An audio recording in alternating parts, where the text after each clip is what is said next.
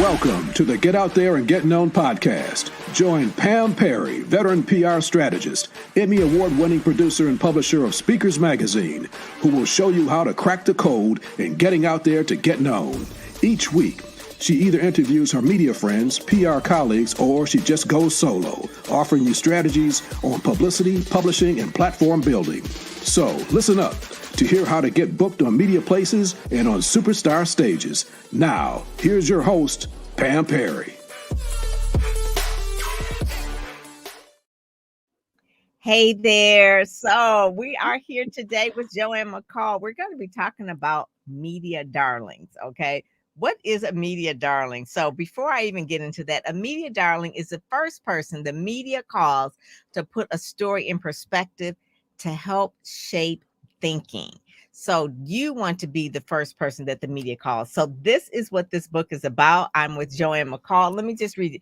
So you heard the intro. It says that the PR colleagues. She is my PR colleague. So this is one of the ones. She's one of those friends that PR friends, PR colleagues that I call upon. We bounce things off, and this is her first book.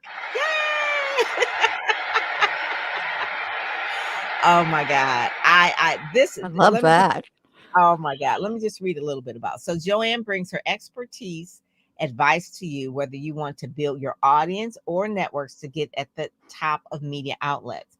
This book is a step-by-step guide to becoming a media darling and contains tools you need to succeed. Read it. Very good. Very good. This is about coming across as an amazing influencer. You heard that term before, right? Influencer. So that you are doing it in such a way that people are watching you know you are too. She's a publicist, media trainer, industry insider who has coached, consulted, trained, and helped thousands of authors and influencers get inside attention they desire. So with this podcast, with this Amazon Live, you can click it and get it. You can actually get this book. It's filled with juicy, good stuff. And I love the little bubbles that you have in here. It's like one of the bubbles says a media darling is confident in their ability to deliver. They are not arrogant about it. Okay. There's a difference between confidence and arrogance. So if you come across arrogant, the media won't have you back. Confident, yes, they will. They will. So, Joanne, before we get started, tell us some of the people that you've worked with over the years, the list of A-listers that you've worked with, as well as some that weren't A-listers, but just so that people kind of know that you know way around the media terrain. So they know kind of what I'm talking about. Yeah. Yeah. Pam, I'm so thrilled to be here because you're one of my PR go-to people too. And it's just wonderful knowing you. And I appreciate the invitation to be here today. I'm so excited. I love this. So I've been around a while, you've been around a little while, and a lot has happened and transitioned in our world. I've really been very fortunate to work with some of the best people out there. I mean, Brian Tracy's certainly way at the top. He's an incredible person. I learned a lot from him and helped him as best I could with his goals. So I've worked with him. I've worked with, there's so many. They're all kind of floating through. Dr. Richard Bandler, who's the co-founder of NLP, one of the absolute masters as far as that goes.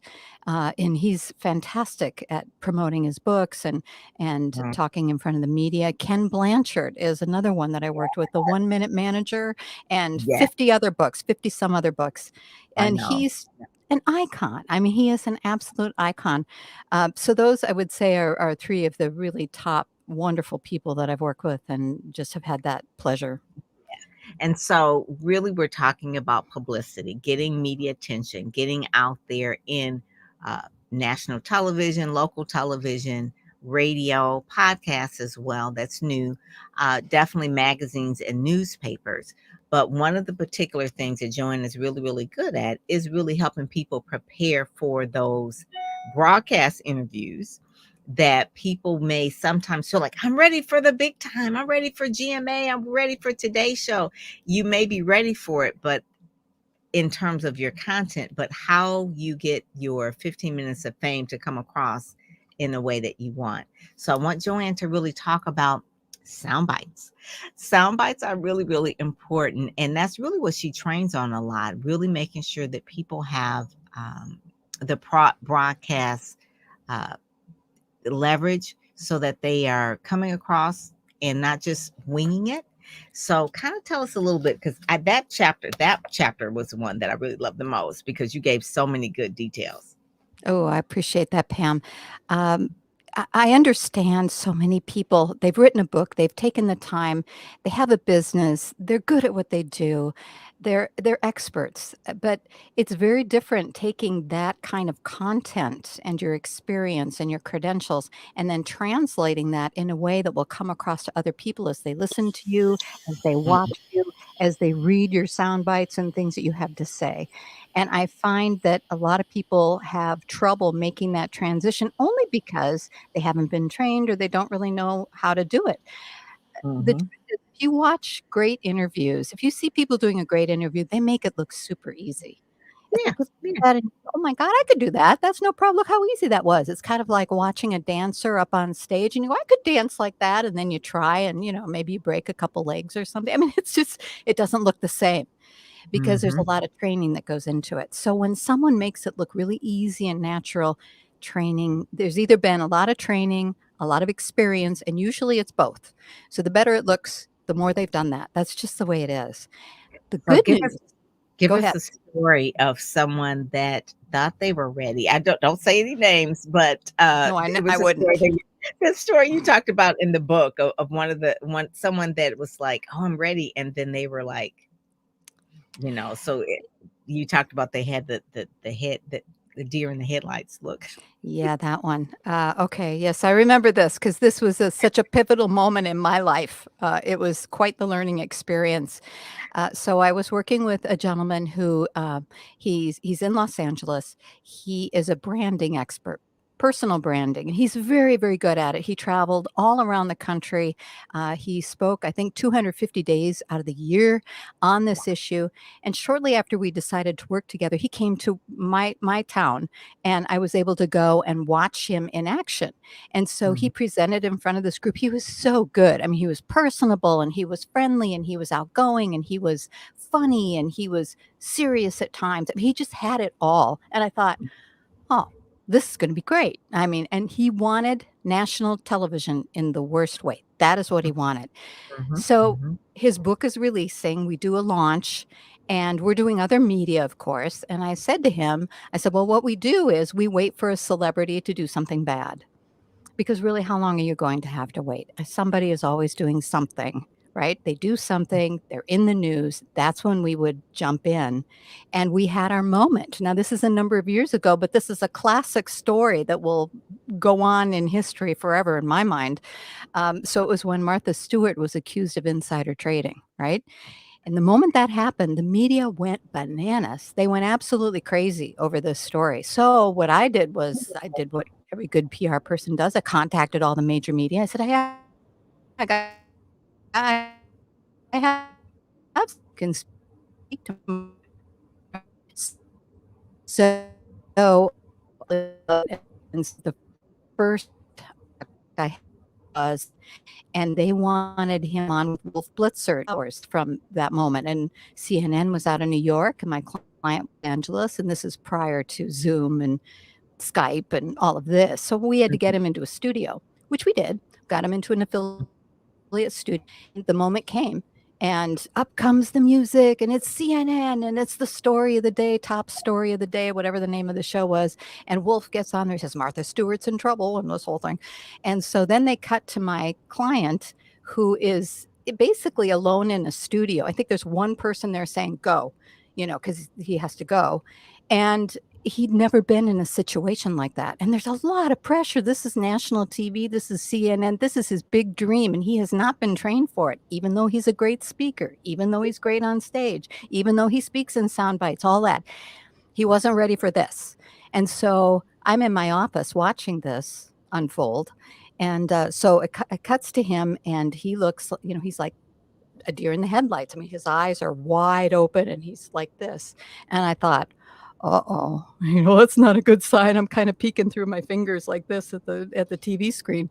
And so then, and to make it worse, they did a split screen with a communications expert who was fantastic, of course. He was savvy. He was, well-trained. He knew what he was doing. So the juxtaposition of this guy being so good and then this other person with the deer in the headlights was just so, of course, I'm thinking, uh-oh, he has to get through this. So he has 4 minutes of a nightmare to get through. And meanwhile, I'm feeling for him, but I'm feeling for me too, because I've got interviews lined up the whole next day. I think starting with the Today Show the next morning, all day long, I have national interviews for him, just what he wanted. But I'm watching this, it just, ugh. So he finally got through it. And I sent him a note and I said, how did it go?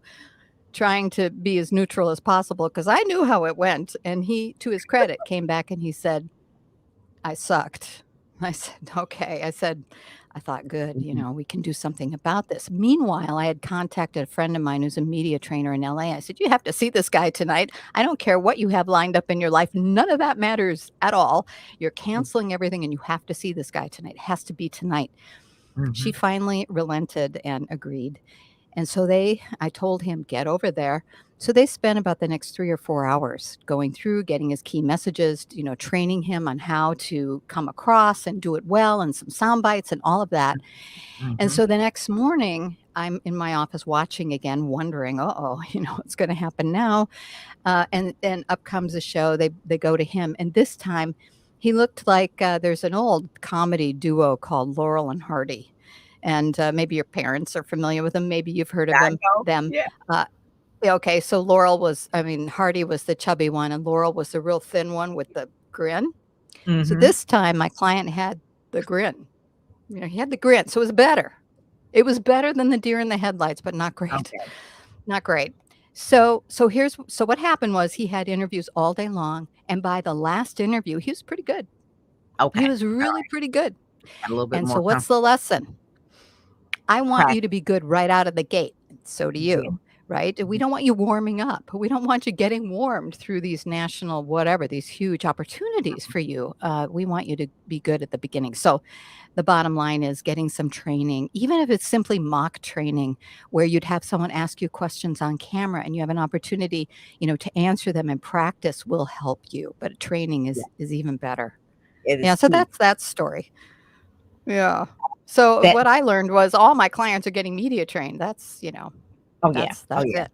Yeah. And one of the things it says, you go through some of the common questions that, authors and brand influencers ask. And one of the main things they always ask, like, should I have media training? And that story shows you that, yes, you can be good on stage. You can be good really on your podcast. But when it comes to having your 4 minutes or your 15 minutes on air, you do need to have it. And one of the things it says, just some of the things about there's top yeses and then there's top no's that you could do. So we kind of talked about some of the no's, right? Not being media trained, but some of the yeses. What are some of the yeses that the media loves? Like, so there's you can pitch, they say no. They can pitch and they say yes. So some of the yeses that I like when it says be friendly, but don't be creepy, right? Be persistent, but don't be pesky. Yes. And, and so Joanne, you and I know that it's like, no one wants to be pesky. And you talked about a story when you were you were on the radio and there was a publicist that called you. Talk about that story there, where they became a little, obnoxious, I guess you would say. Too much. How much do they call you? Oh my gosh, they call me every day and left at least 2-minute voicemail messages every single day.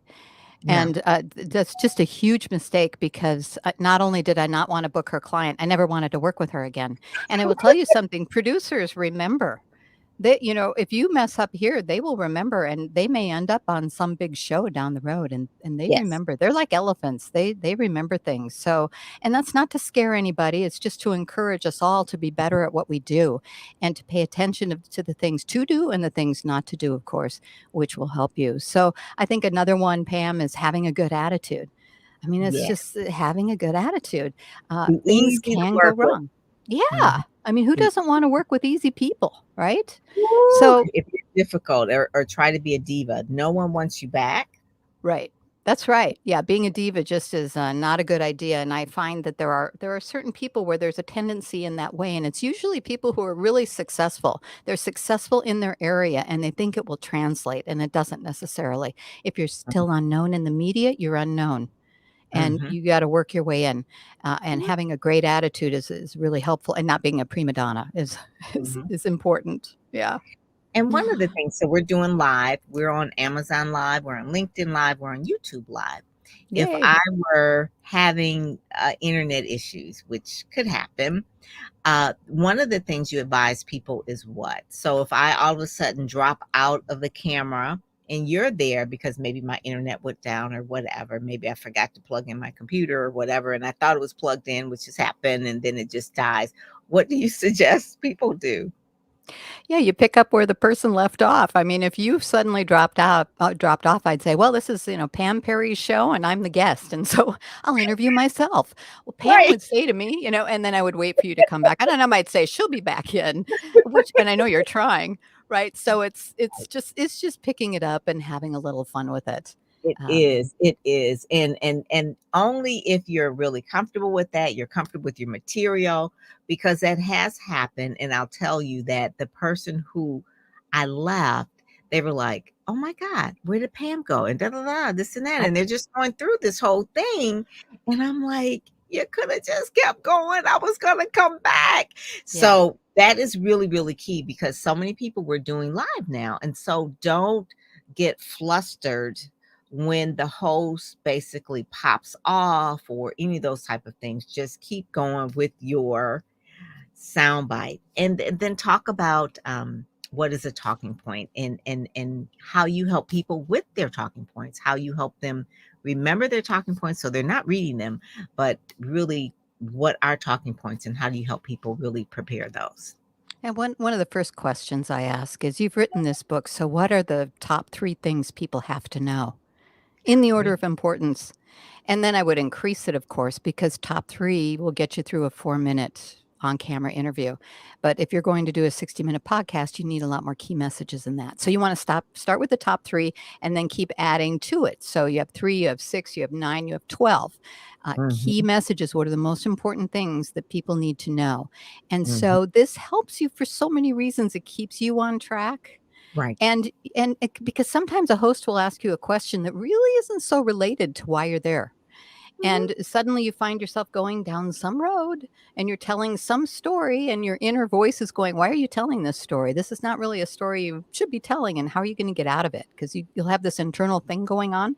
But if you have really burned in what those key messages are, someone can ask you an off the wall question and you find a way to bridge that back. We call it bridging back. So Yes. like, Pam, what's the most ridiculous question you could ask me right now? So what's the weather like out there? Oh man, it is so gorgeous today. It's clear and sunny and warmer than it has been. And you know what? It reminds me of doing a great interview, because you want a There you clear, go. sunny, wonderful interview and have a good time doing it. It's important, Oh so we my bring it back. God. I know It that's it kind of a is. silly one, but it works. No, but no, I'm just, that's exactly one of the things that people will ask you, because the host may not have read the book, which 90% of them probably Right. don't. Right. And that's why it's good to send information ahead of time, because you're thinking like, oh, I sent them the book. Well, they read it. They'll be able to ask me questions. And me and Joanne both know that, mm-mm, No, no, we this is have, why it's yeah, why you we, do a press kit. It's why you yeah, do a one sheet. Yeah, because that's they'll why you likely send use that. questions. That's, yeah, Yeah, that's why you send the questions ahead of time. I think both ends of that is important, because they're called informed interviews and uninformed interviews. If you get an Mhm. informed interview, like an NPR, or you get some host who's heavy into the topic, has read a lot about it, and they start asking you really significant, smaller things, which can be fun, or they might ask you, "Well, on page 223, you quoted blah blah blah." I mean, you better know your book. So, Yeah. so there's that end of it. But a lot of times, most of the time, it'll be uninformed interviews, and they'll just ask you questions that's on the sheet that you provided, or associations they've had. Like if you're a PhD, a therapist, a lot of times your host will ask you questions that are important to them. I mean, they Right. will. Yeah, Yeah. that'll Yeah. happen. Yeah.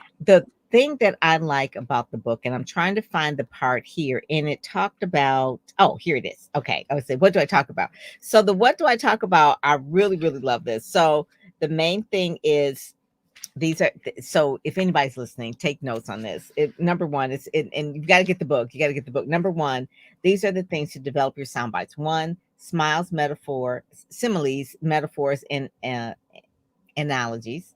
Mhm. Triples. Okay, you got to read that. Rhetorical questions, contrast, conflicts, and paradoxes, sound bites, superlatives, pop culture, emotions, surprise twists, tweet cliches.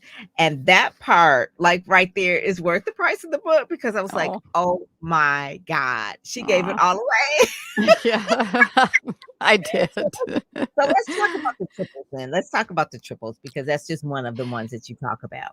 For some reason, the human mind loves threes. Do, re, mi, 1, 2, 3.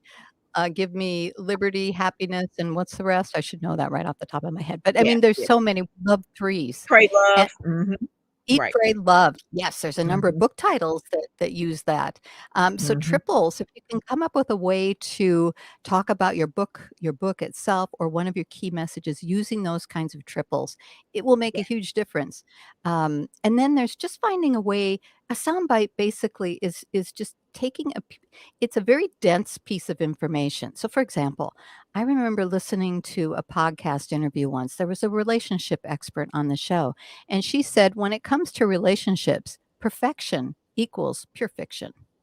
Hmm. That I is a like that. soundbite. Yeah, yeah, I because heard it it gives 5 years ago, and I'm telling you now. Yeah, right, yeah. right.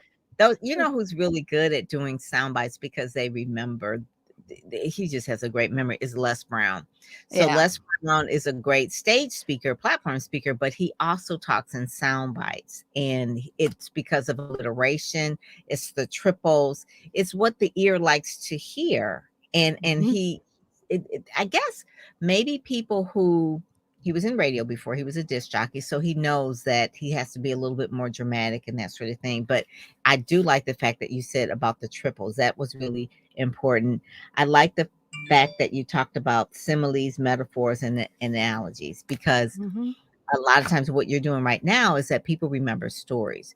So Yes. you may know the book and really give people like the step by step, but if you don't give it in a story, they won't paint a picture and remember. So that's one of the main things too that I really like. That particular chapter was what was this one? That was towards the end. That was chapter, I think it was chapter 4. It was chapter I 4. I What do I talk appreciate that, Pam. Yeah, I Yeah. appreciate that because it's so important.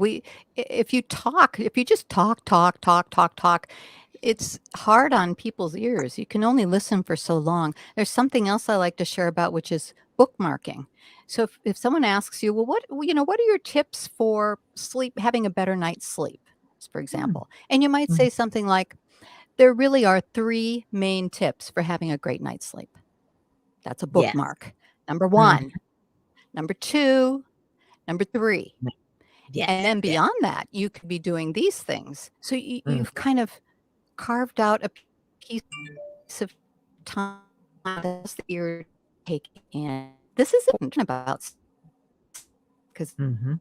it's hard. Yes, And one of the it's so important. I appreciate you brought that we're kind test of going because I notice we're dropping in and out a little bit. Are you there? Hi, yes, Pam. yes, Yes, it is. she It's dropping in and out. And is. and we kind of talked about that. Like if we drop in and out, we just keep going because it's live. One of the We'll keep things going. too, Yeah. I know one of the things when someone is doing a camera interview, people don't know where to look. So where Mm. should they look if they're doing a camera interview? Should they look at the host No, or are they you want to looking look. at this? Yeah, you wanna look at the camera lens wherever it is. So my lens Mm, is up on top of my screen, and that's where I'm looking. mm, The temptation is to look at mm. you, Pam, because you look gorgeous. I love your Right. pink top, I love your but you can Thank tell I'm you. not looking at you. I'm not looking in Right. your You want to. eyes, Mhm. and you wanna look in people's eyes. There are new cameras out now. It's kind of a new thing where it has a little suction cup, and you can put it right in the middle of the screen, and so you're looking at the camera. So you could put it right on the host's nose, and Oh, then you're looking right at it. So I've ordered mine, so I'll let you know how that is. But I think that that's a okay. marvelous invention because so many Yeah. people do not do this well.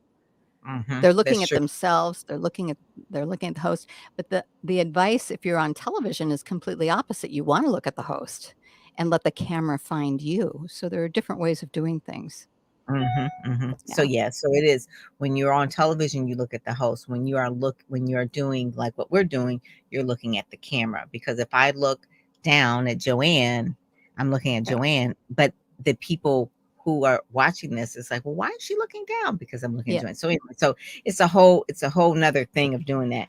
So I love this book. I love how it's laid out. I love the tips in it.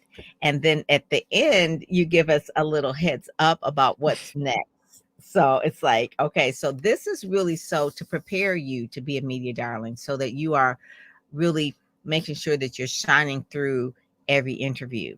But what's next for you that, okay, so they're shining through every near interview. So what is the next phase? What do they do next? I wrote this book first, even though it seems like it should be third in the series. I have 3 books. I wrote it first because I was seeing so many people make mistakes that I knew if they just corrected a few things, they would look so much better. So I Yeah, felt motivated to get that one out first. it's This important. next book This next book is how to find the right media. Where should you be? Woo! How do you Yeah. find them? How do you connect with them?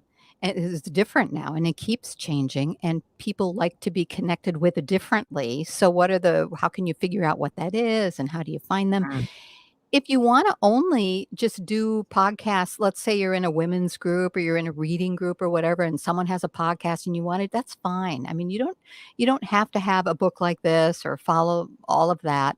But if your desires are bigger than that and you wanna do bigger podcasts or you wanna do brands that are larger than that so that you need to be a professional on camera and on mic, then this will mm, help you do that. But that next book, to answer your question, is how do you find them and how do you reach them and how do you do this? And then the third book will be once you get the interview, then what do you do? So there's a yeah. space there, like having B-roll if you need it, and all the different things that may be required, putting a slideshow together. There's just different Ooh, requirements. And yes. you need to know. And a lot of people don't, and they're just always surprised. It's like, "Oh, I didn't know I needed to do that." No, Yeah, because you that's the can't world we once live in.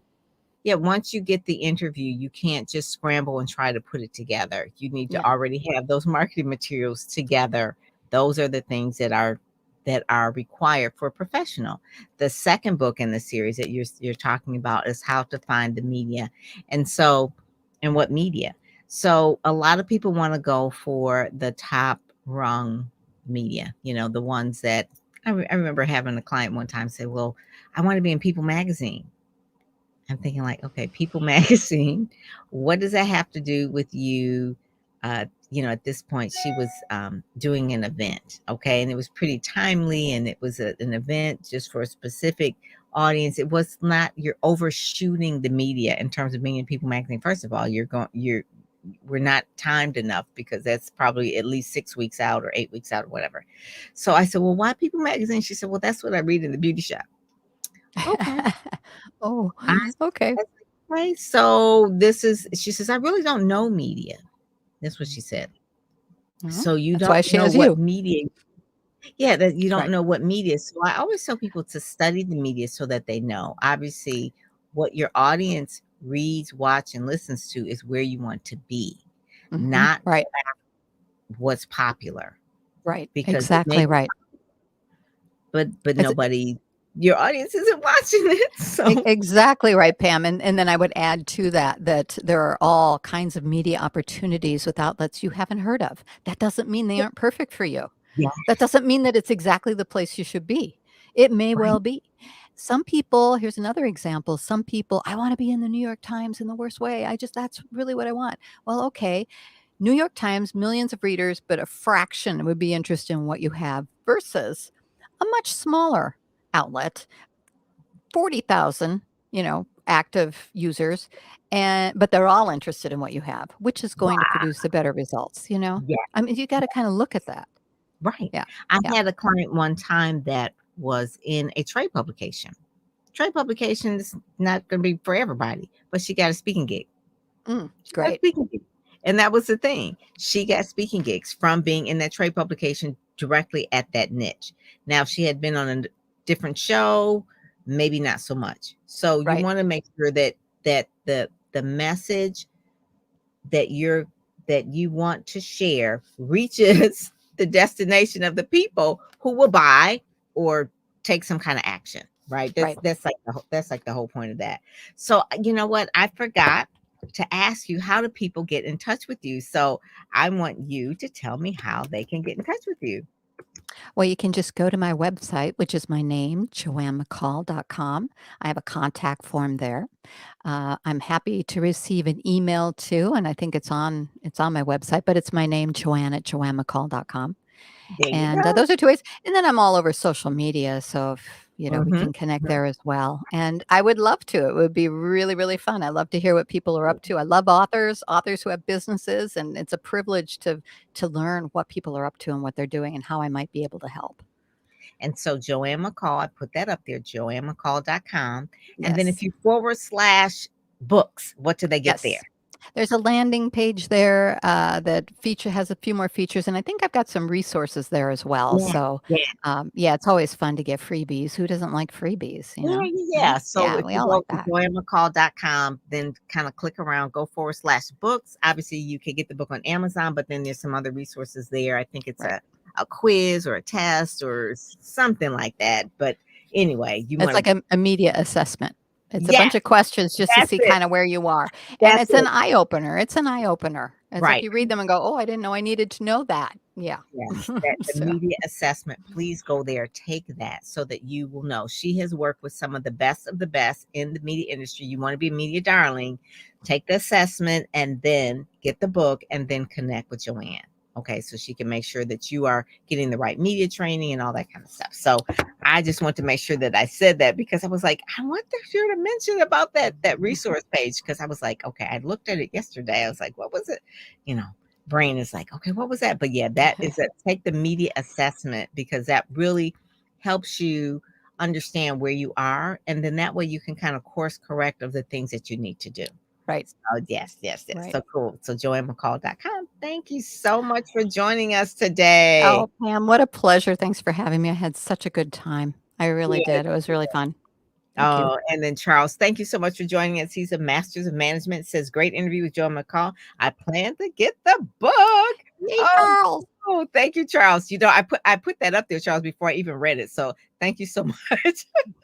I just knew that you would love it, because I love Joanne. So I knew that I wanted to share her with our audience and making sure that people get her book and stay connected, because she's got 2 more coming out after this.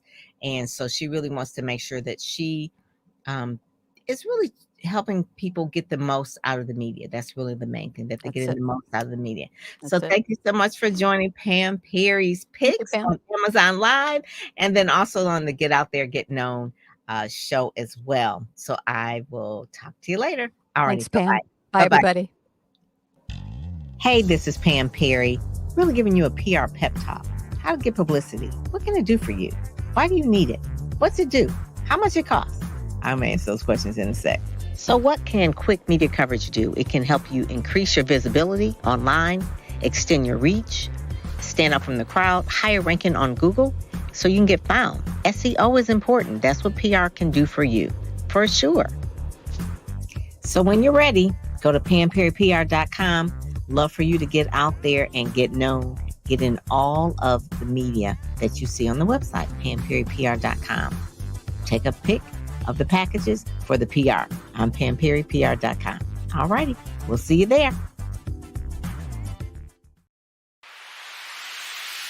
You've been listening to the Get Out There and Get Known podcast, brought to you by PamPerryPR.com, where you'll get insider tips on how to build your platform, pitch the media, and promote yourself with confidence. Head over to PamPerryPR.com and get the exclusive video training on the 7 must-have marketing materials you need before you pitch in order to be considered in media places or superstar stages. PamPerryPR.com, where you help you shine like a superstar.